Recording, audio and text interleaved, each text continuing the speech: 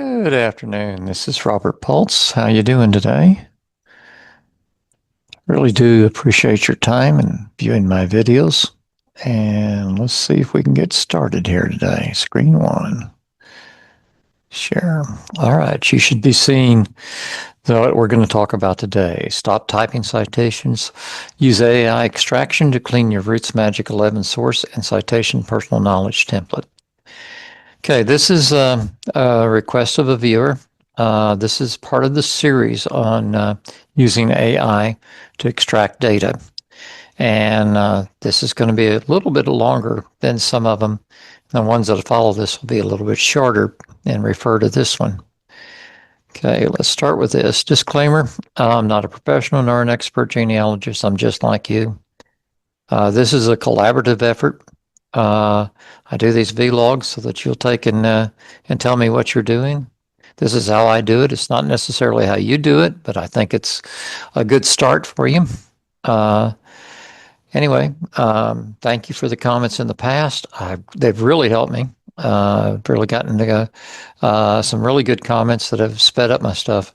I got some good stuff off of Facebook the other day. I'll be showing here when I go into the moving this data for Auta into family search. So see how that one works out.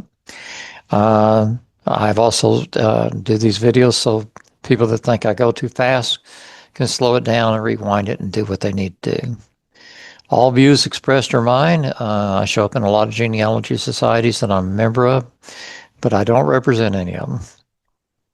I administer 2 Facebook sites. If you have any of those surnames, please come talk with us. We could use an additional input and some discussion and collaboration. AI, according to Steve Little's process, I'm just a beginner, so keep that in mind when you see these videos on AI. Okay, this is a review. These are the source templates that I've done so far, and I was somewhere back up in here. And someone requested that I do more. Today we're going to do personal knowledge. And we have 3 more to do after this. But like I said, I think I'm going to do faster. Okay, demonstration. So the spreadsheet. Okay. I thought it was time to take a look at everything and see if I was making sense. So I took everything and I put it into a spreadsheet. So I've got the role, standards, the target individual, if I put one in or not. One of the things that this learning curve has taught me is I need to put in a target individual, known aliases, targeted event, and targeted database, and target repository and archive. Now, those are different for different ones of these up here. And you have to take and determine that on basically, that's the source information. That's the basis for the source. And then you'll see that I have begun to take and do a non-fabrication series of rules. And so I've worked through those as I've learned to do those. And and then I did a lot of other things on formatting rules and data extraction formats and stuff like that. And then you get into the actual source information. And the first thing I noticed was that the source, the way the AI was writing them and the way I use them are different. And actually this first one, the full text one, was pretty good. And the rest of these I have changed. And so if you've read the other videos, I'm changing it to match my formatting. And then this was the information that came out for each one of the sources. Then you had all the information for the citations. And then you had all the information for quality. So I put this all in a spreadsheet and I started looking at it. Okay, now here is the result of that work. I've decided to standardize the role. Role needs to be the same no matter what I'm doing. So you'll see I've got a progression of different role descriptions through here. This is closer to the last one. And so this is what my current role is. I've also decided to take and move the standards here where it was buried and various pieces of information here. And so for each one of these old ones will be upgraded for roles and standards.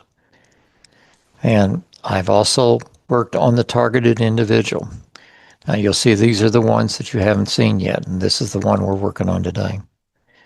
And so I took targeted individuals and I worked on that, and I expanded what aliases meant. The AI seems to like to have that pulled out, so I put it right under targeted individuals. And then the target events, sometimes you have it, sometimes you always have the event because that's where the quality is targeted. Sometimes you have a database like this, and sometimes you have a repository like this one. And then the rules for what do they call it when AI goes off and gets lost? Anti-fabrication rules.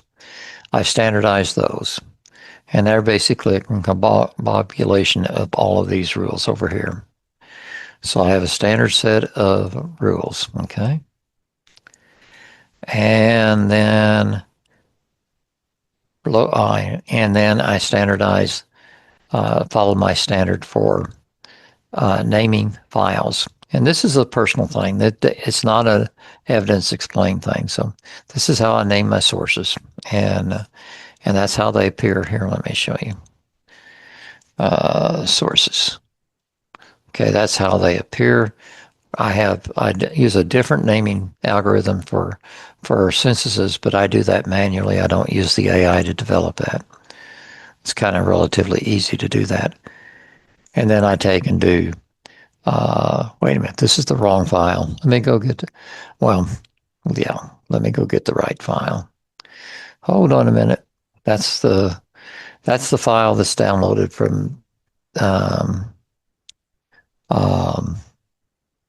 the internet, and of course has different things in it. All right, let's go to sources now. Here you go. There's the way I take and do federal census or any censuses. If there's state census, even I do it this way, and then I use this naming protocol for my sources. Okay, and then that comes back to this here should generate it or generate something really close to it. Okay. So anyway, let's get back to the presentation. Okay, I did roles, standards, targets, anti-fabrication, quality, and formatting rules. Okay, the prompt development process. Okay. Gonna have to go find that for a minute. Hold on with me.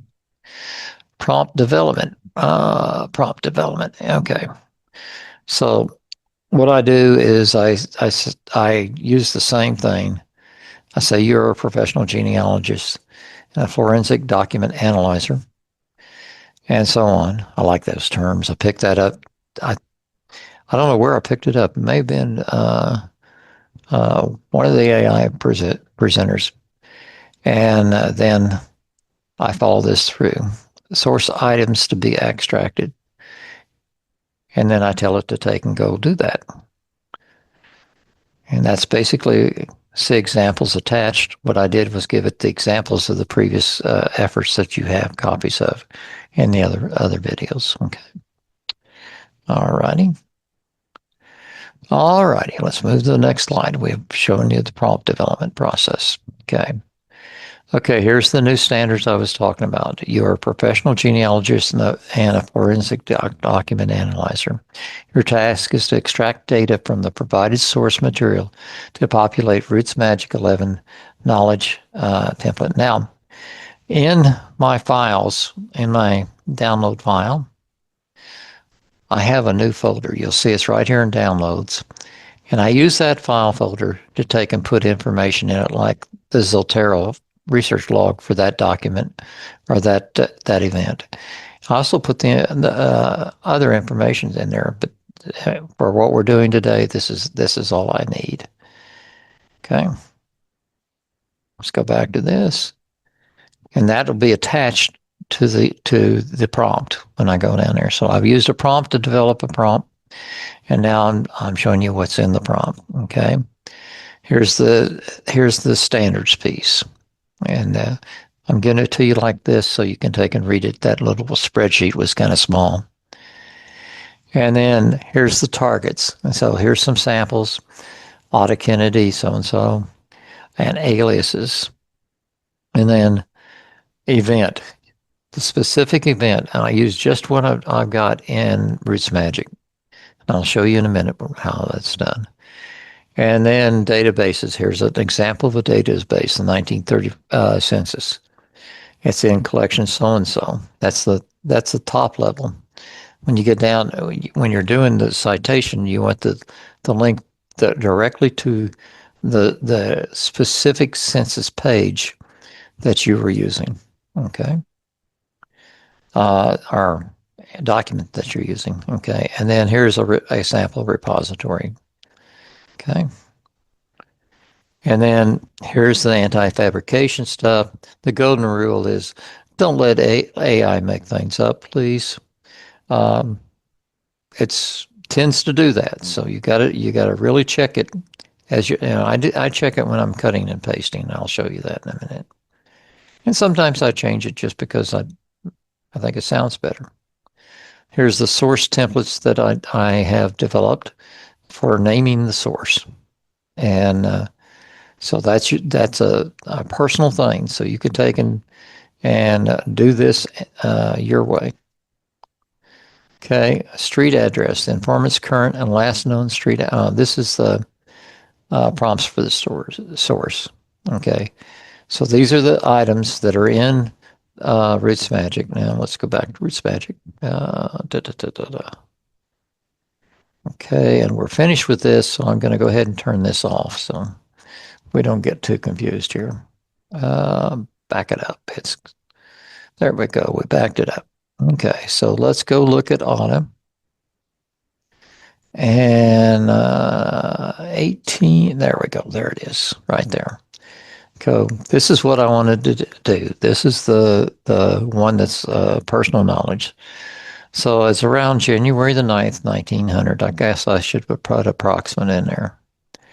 London, Franklin, Kansas, United States. Mable was sent to Kansas to attend the second grade. Guthrie schools were really not very well organized just yet.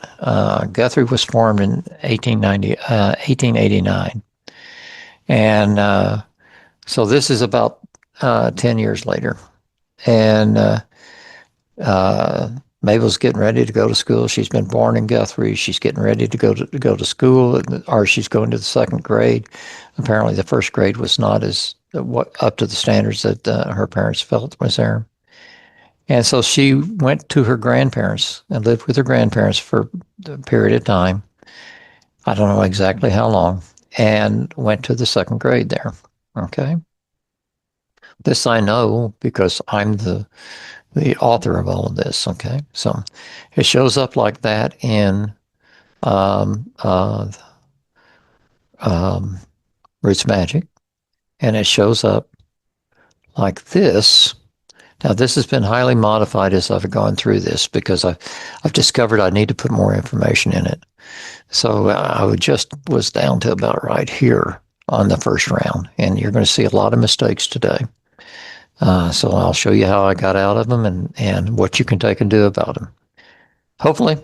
Anyway, so this is here. And so to take and make the document that I put into the folder, I say generate report, and I come over here and I say save. And it's already set up for that new folder. That's the reason why I keep using that new folder. And I just say save it. And it says, do you want to replace the one that's there? And I said, yes. Okay. And so here we are. We've got this information that's now been put in the new folder, and now we want to integrate that into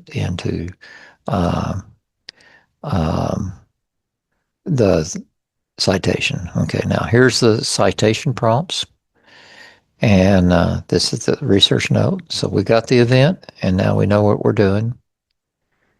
And you're going to get more information as we go along, believe me. And then here's the prompts for quality. Okay. And these are all the quality prompts are standard across everything. The source and the citation prompts change for each template. So these are actually hard for me to do, and it gives me a very good description of it. Okay, so let's go see what we're going to do. Okay, all right. So we're here, and we want to take and do add a source to this. Yeah, that's interesting. I thought I had already pre-populated one. So let's go add a source. Okay, now these are the old sources that come down in this file when I download off the internet. That's the reason why I don't use this, and I enter everything to my research. But we're going to add it here today because it keeps me from messing up my research database. And we're going to say favorites, and we're going to say personal knowledge. Now, I showed you how to do favorites, but let's revisit that. Let's say you want archive, artifact archived, okay, as a favorite. You come down and you highlight that. You hit this button here, and you notice it's got a star there. Now let's say it's no longer your favorite because it's not mine. And we hit that star again, and it's gone. And, oh, I should have shown you that it would show up in favorites. Okay, let's put the star there. And that's archive, artifact archived. There it is right there, okay? And then now I remove it, and it's gone. Okay, so the one we're going to do is personal knowledge today. So we bring up the template that's in RootsMagic for personal knowledge. Okay, now we want to fill this in. So the first thing that I did was, let's go here. What are we doing? Okay, that's what I pulled down a while ago. And here we go. I took the information that was in that I had developed in that spreadsheet. And so I'm putting down personal knowledge and so on. And then I went down through and wrote it for this one. Okay. And targeted event is this. Okay. A target repository that's mentioned in there is the Oklahoma Historical Society repository. And I'll probably list that as the repository in addition to my verbal knowledge because it's backed up by a document that's there. And then here's the source information, and that's the format that I showed you. And here's the information that I'm asking for. So this is the prompt that goes into the AI. Okay. I may have gone a little fast there. Let's go down a little bit slower. I tend to get excitable. All righty. Let's do this. And let's see, where am I at on this? Okay, we need to go to the top of this. It would be nice to have that little bar on the right side like everything else does. Why did it do that? Nope, I want to go up. I'm sorry about that. I've never had to do that before. Okay, this is Gemini AI, which I call Ernest. And I call it AI Ernest Gemini. Gave him a first name and a last name. We have agreed that that's a good name for him, or her, or it, or whatever. I negotiated with it, as I told you, it's going to be there for a while. Okay, come on.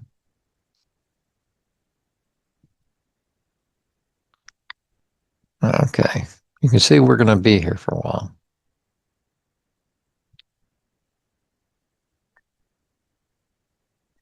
All right, the first time I put this prompt in, I did not have numbers on it.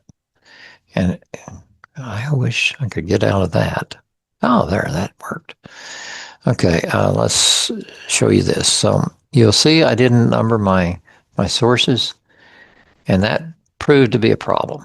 My items in the source and the citation. So it kind of did a free form for me. Nice, useful information, I thought.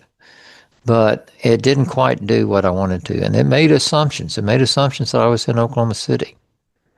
Not what I wanted to do.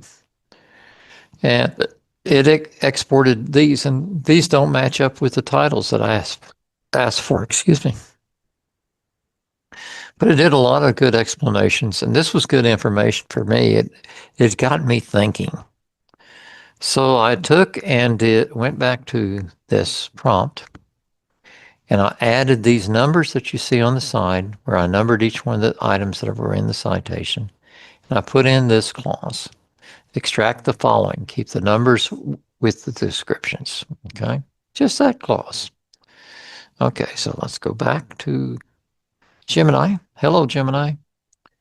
And it says as a professional genealogist, and it has it. This is the extraction.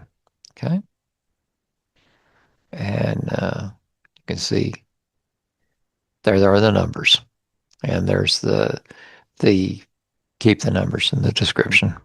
Okay, and so here we go, and we're starting to get information. Okay, and it gave me citation information. Now, I started realizing I hadn't filled in enough information, and so it asked me, do you want to generate evidence explained? Well, this just, when I said yes to that, it just reiterated what I had done before.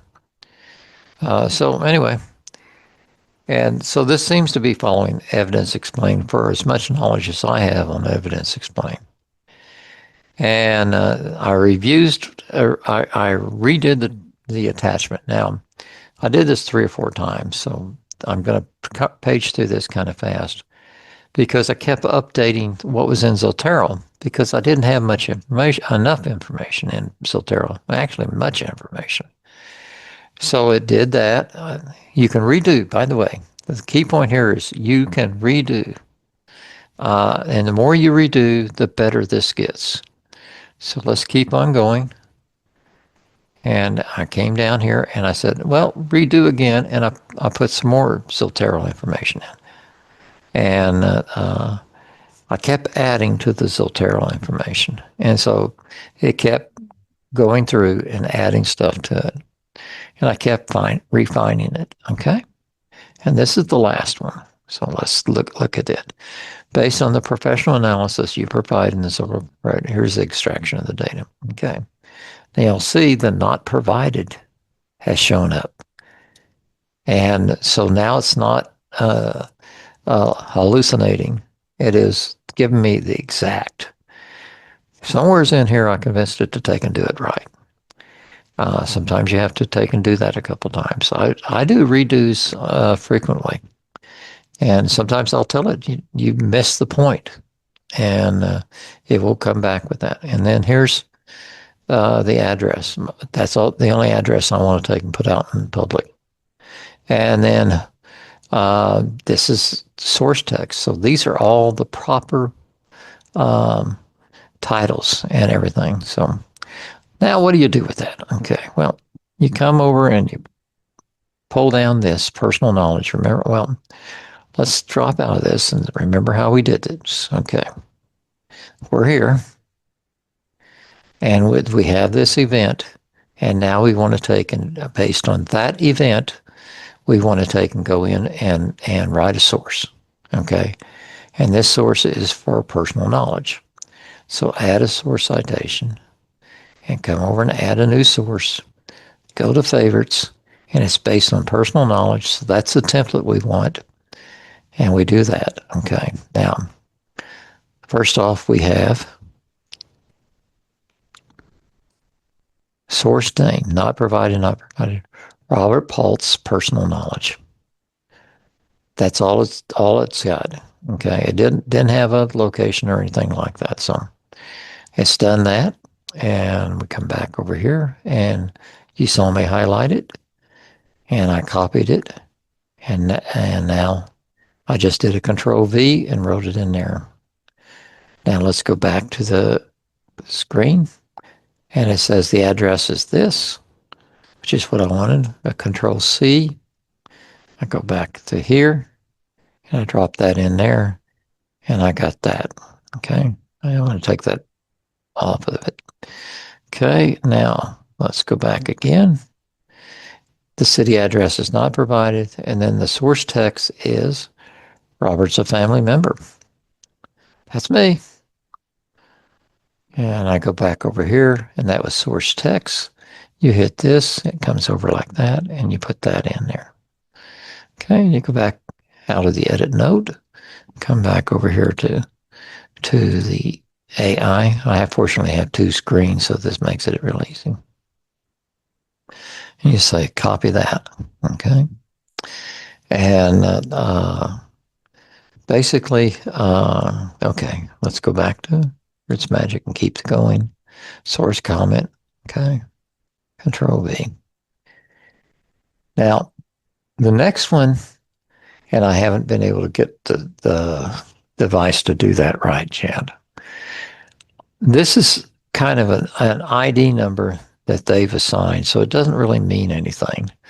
What I want to do is put this information in there. In Flora and Mable.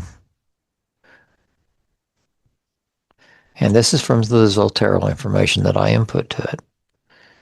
Now, I haven't been able to get it to do that for me without me manually adjusting it. So that's where you come in. You can take and collaborate and maybe make some suggestions on how it would have pulled that out and recognize that as a reference number. So next. Okay, now we're going to do the citation. Citation's kind of short for this one, isn't it? So we take Auta Kennedy, overnight, copy that, and we put that over there. I'm gonna. This is not my normal way of doing this. I have two screens up, and I just pop between the screens. But for you guys to see this, informant, copy that. Had Mable and Flora. Flora always had Mable. A little bit flustered with this because Mable was a school teacher, and so anyway, and Flora would get her talking about this, and Mabel would get sometimes a little red faced. She was quite an informative individual. She's the two of them are responsible for my being here today. I wouldn't be in genealogy without them. They would sit down and talk to me. Now, here's all the information in the detailed comment that I put in that reference number, and I'll put this down here too. Okay, detailed comment. So I've given all the originals to the Oklahoma Historical Society. So what I want to put down there is, okay.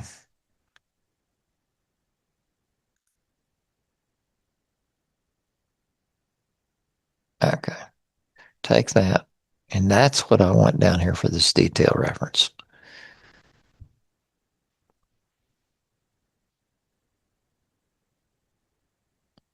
I think I just want that.